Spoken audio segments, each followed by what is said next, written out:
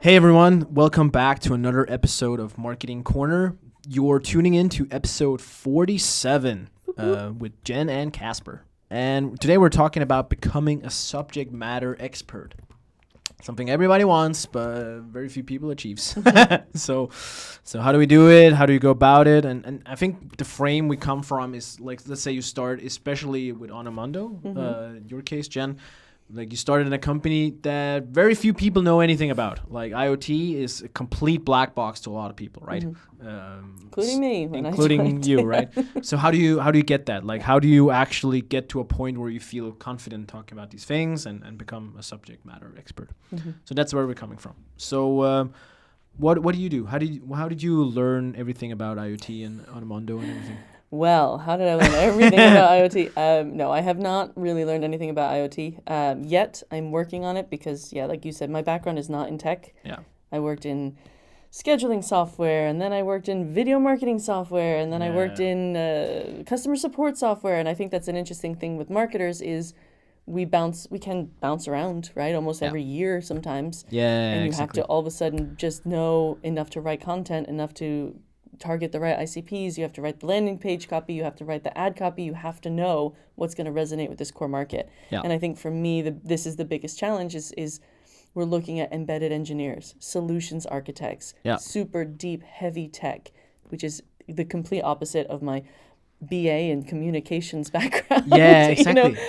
So I've been really put to the test. So some of the things that we need to do, first I want to say, the challenge of not doing this is that our productivity is much slower. Okay. So if we don't have someone who understands what the difference is between LTE, M, Cat, BIS, 1, NB, IoT, gibberish M2, to me, all that stuff right now. F2s, all of that, IoT is full of that shit. Yeah. Then we need someone to tell us what we're doing, and we need someone to tell us what we're writing. We need someone to help us with our ad copy. Like you're very dependent on other people. Yeah. And we need to be independent, right? We need to be able to execute quickly. So that's one of the reasons that it's been really important that we become as close to subject matter experts as we can. And we do events. We're on stage. Makes sense. We're on webinars. We're on podcasts. Yeah. So the first thing that we have required is all sales calls are recorded. Okay, cool. Do you use a tool for that or? HubSpot. HubSpot, okay, cool. Just in HubSpot. And so we also have the luxury of having a technical salesperson, Jagger. Shout out to Jagger. Oh yeah, hey Jagger. Your pal. He's really great, and he started recording his calls. He uses Zoom. Okay. And he started recording those for us. And also we negotiated with CS and sales to invite us to live demos and live calls. Super valuable. Which is incredibly valuable. Everyone's really on board. So one of the things we have, Thursdays we call them meeting-free Thursdays. So we have no meetings. Talk about that in another episode, which is really a lifesaver, having no meetings for a whole day. That's great. But we have put in everyone's calendar that they spend an hour listening to these calls, and I would like my team to be in a live call twice a week. Okay.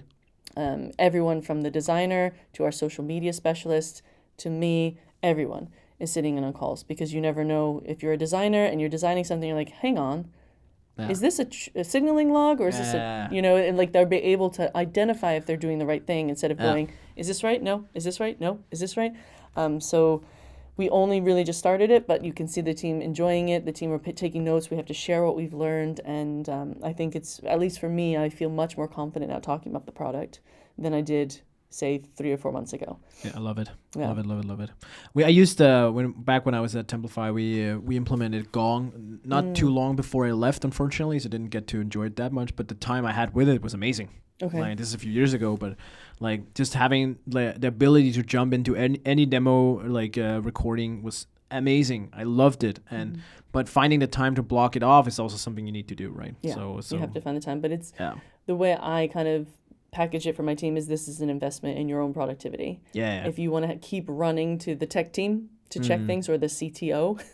I feel like you should make it mandatory. Yeah, we've made it mandatory for our product marketing team. Yeah, exactly. They have to do it. There's no like. Well, we actually made it mandatory for everyone, but I don't check as much as I would check with the product marketing team, and they love it. I think you need to do that. Yeah. Like otherwise, it's just it always comes second, right? Like it's the learning part. So.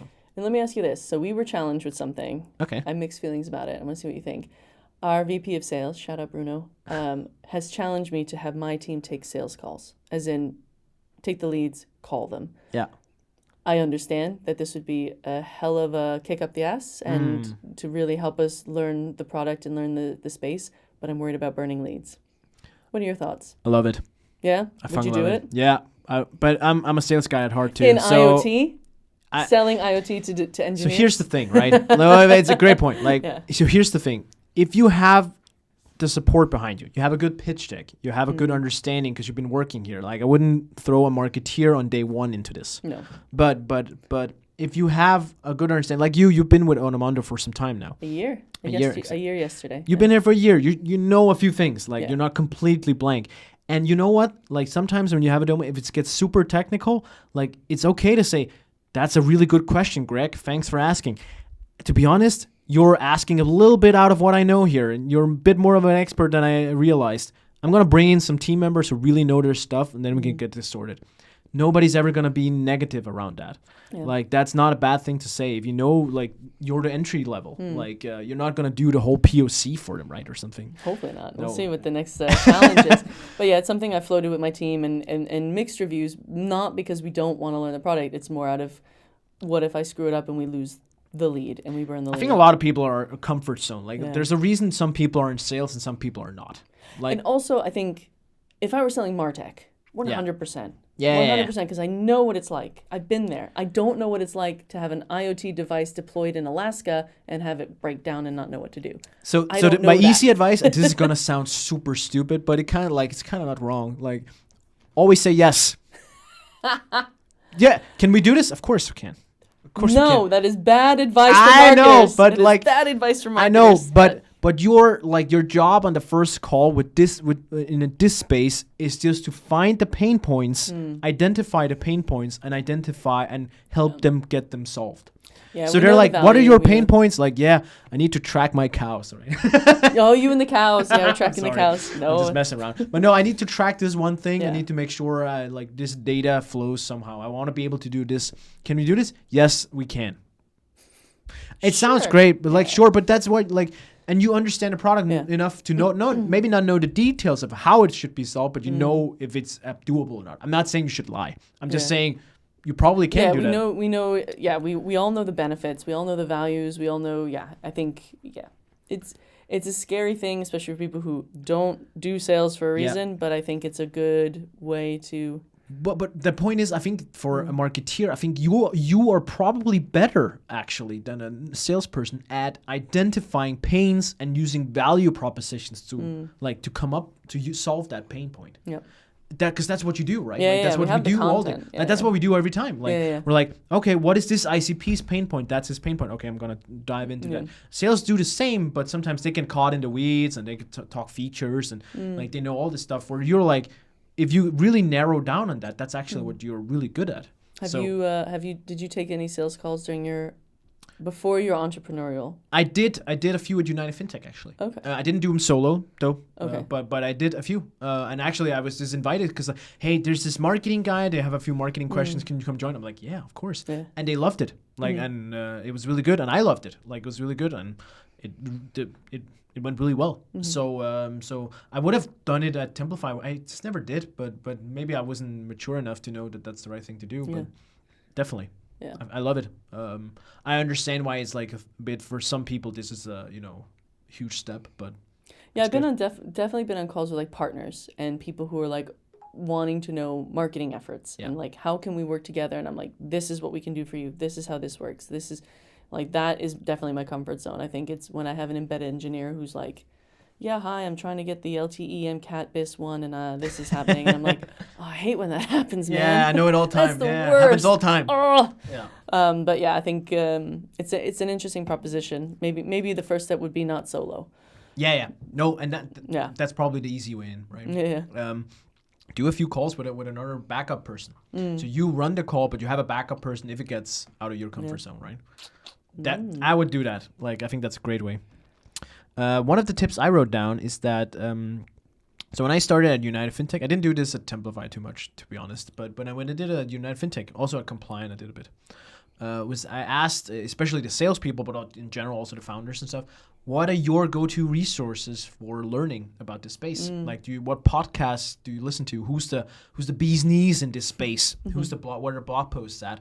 all this stuff. I didn't get too much all the time. I really had to drag it out of some of them. But sometimes, I actually, like, I read this every day. I'm like, okay, I've never heard of this art, like this news piece. Okay, I'll read that. Yeah. So I kind of like make bookmarks and just try and follow up. I start following a bunch of podcasts and stuff about, in this case, in FinTech, about capital markets, financial markets and stuff. And I started learning.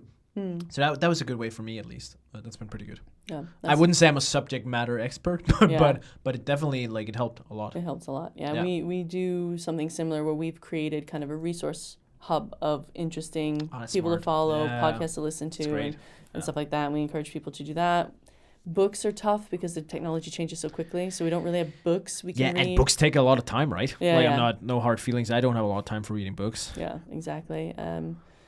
So we do a lot of that kind of stuff, and then we also have like events that we come up to. I'm sending my team to events with sales, so they're going to work the floor. I love that. Emily, who actually suggested this, shout out to Emily. Hey girl, hey. Again, she's a ABM lead. So cool. She's and she's been talking to people actually at Gong.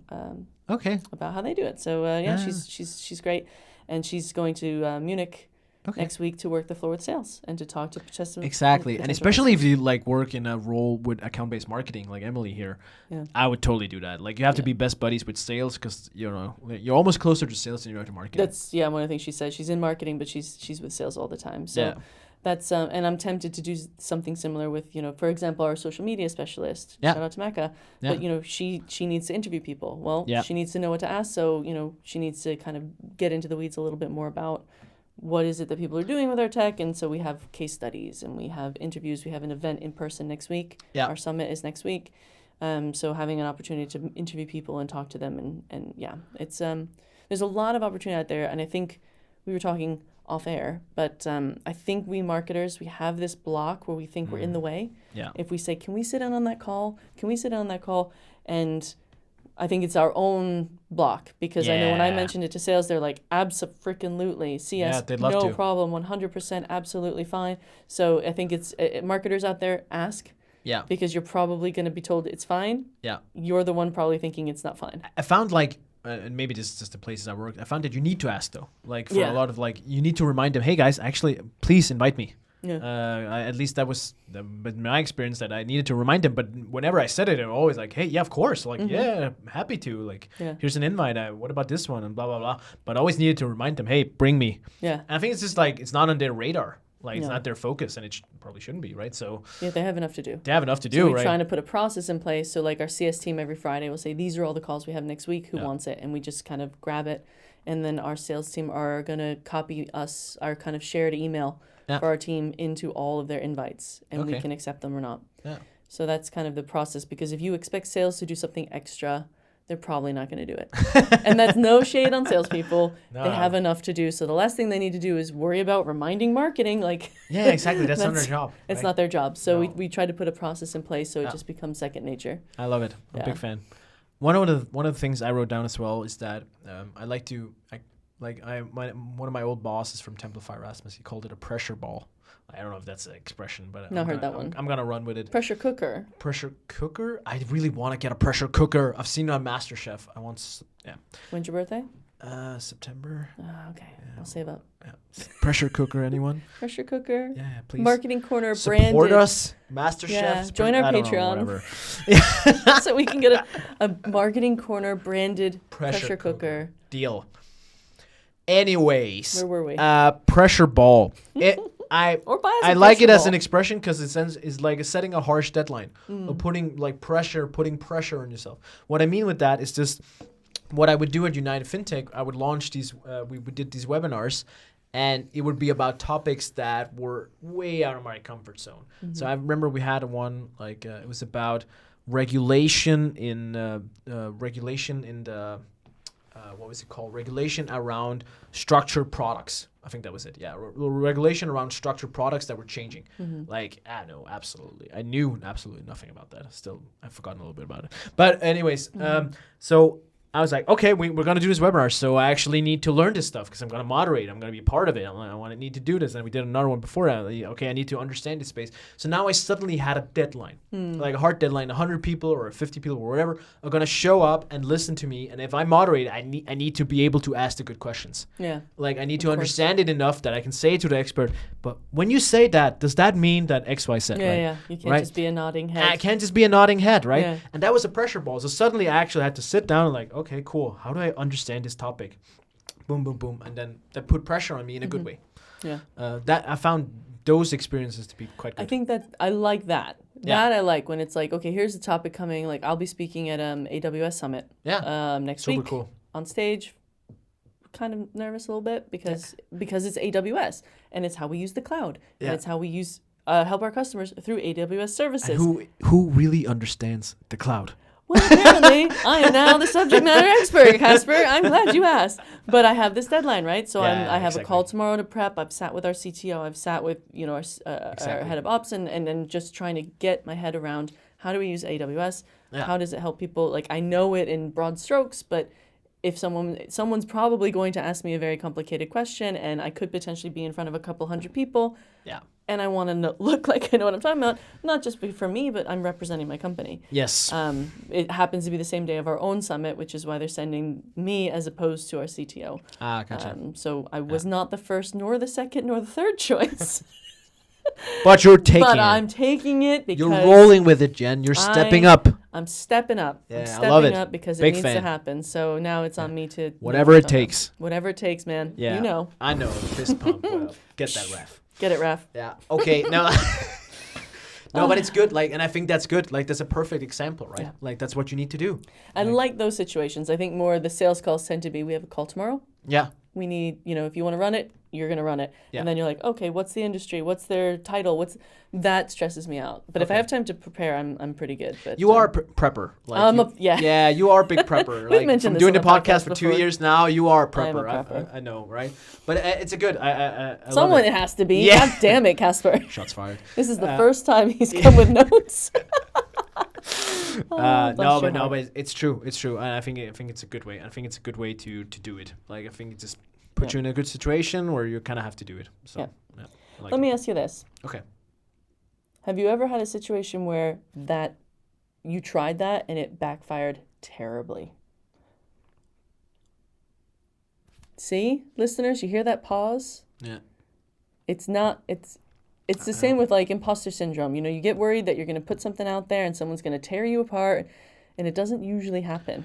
I've never had that. Like I've spoken, like, so I speak at a lot of events in general about marketing and stuff. And sometimes I've spoken at events where I haven't had that much time to do my slides and do my presentation. So it's been a little bit like, I won't call it half work because I usually always try to dedicate a lot, but I've had presentations where I afterwards felt like, okay, that wasn't my A game. That was my B game. Yeah. And that, I hate that. Yeah. I hate that. So you only get one chance. You only get one chance. You only get one shot. Yeah. As Eminem and his spaghetti stained sweater taught us anything. Meatballs, right? Yeah. Yep. No, but so I haven't had it backfire. Like even after the one where it was like B game or like wasn't that good. Like the feedback was still good. Like it wasn't terrible or anything. I've never fallen through. I think. So no, I haven't tried that, to be honest. Yeah, I've never had that situation where I've been on a call and I've completely fucked it up or lied or misled a customer or anything like that. I've never, touch wood, had that. The only time I've had a moment on stage where I was like, was I had been me and another colleague were presenting at this conference, and he, for whatever reason I can't remember, could no longer present. So he basically was like, "Can you take my presentation?" The first time I saw it was as I was presenting it. Wow. So it was one of those, like, I'd look at the audience and then I'd look at the slide and I'd just start reading the slide. Oh, God. And that's then not look good. back and then start reading the slide. And I got pretty bad feedback because they were like, she just sat and then read the slide. But the context of the situation was I stepped up. He couldn't do it. I had to do it.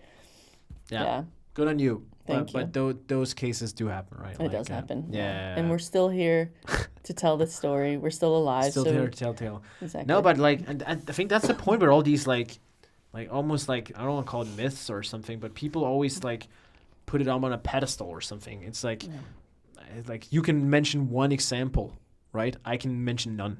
Right? Yeah. Like it's like between us, there's one example over 20 years of speaking engagements. Yeah. Come on. Yeah. But in your head, you're like, I don't want to go on stage, or like there's some people who are probably like, oh my God, I can't do this. I can't do this. I can't do this. Yeah, but like the fear is taking up maybe 50, 60, 80% of your mental capacity around it, where in reality it should take up 1% because it happens 1% at a time. If that, yeah. If even that, right? This is turning into an imposter syndrome podcast. A little bit, but a point being true is that like I don't think. Like sometimes it goes to the topic like becoming a subject matter expert. Like sometimes I'm like, when are you a subject matter expert? Like that's something I've been thinking about lately because like I'm doing these webinars for SparkForce and I'm like the moderator, so I bring in these experts. But I know a lot about the topic myself. Sometimes, most of the time, hopefully. But sometimes I'm like, when are you actually a subject matter expert? Yeah. Like we have a webinar about KPIs next week, and it's like, who like I don't have people in my marketing network that says, hey, I'm a KPI expert. Yeah. Like, but I know these people they know their shit. But it's like, when How to are you? identify them. Right? Yeah, like, yeah. So and the same goes for like, when we had these finance people in United FinTech. It was more like, but when are you actually? Sometimes I talk to them about like, okay, maybe 5% more than I do around this topic. It's not. Is that enough? Okay, I guess. Okay, yeah. It's however you brand yourself on LinkedIn, Casper. No, but it goes back to social selling, right? But no, you're right. I would probably not be happy if I was a KPI expert. That would probably not be a fun. Are you saying you're not a KPI expert? Hell no. Okay, no. I think I'm pretty good, but I'm not expert. I'm pretty good. But, I think that's a whole nother episode, but like the OKRs, tying them into KPIs and all the acronyms. Yeah, that's another episode for another day. Yeah, I've come up with a new framework, by the way. I want to share it with you. I love frameworks. That's the ugh. Oh, that's your girl peeve. loves. Oh yeah, I love. I love a framework. I love a spreadsheet. Oh, stop you! Yep. Stop! You're distracting me from the podcast. That'll be another episode to see if it actually works. But yeah. Anyways, I think we covered it here. After listening to this episode, hopefully you will become a subject matter expert. Or at least we helped you remove the fear holding you back from trying. Yeah, you can try. And you most likely will succeed. At least the perception of you becoming or being one will succeed, most likely. Yes. Yeah. So don't be scared. Try it out. If you want to listen to calls, it's a good start. Read about the subject. There is a podcast for everything. Yeah, exactly. So you can find it out there. And good luck. And you know what? Maybe in a future episode I can update how those sales calls go. Yeah, I'd love to. That's great. Let's do that. Challenge cool. Accepted. Sorry, guys. Pressure ball. Sorry, growth team. Okay. See you guys. Thanks for tuning in. Thank you. Bye. Bye.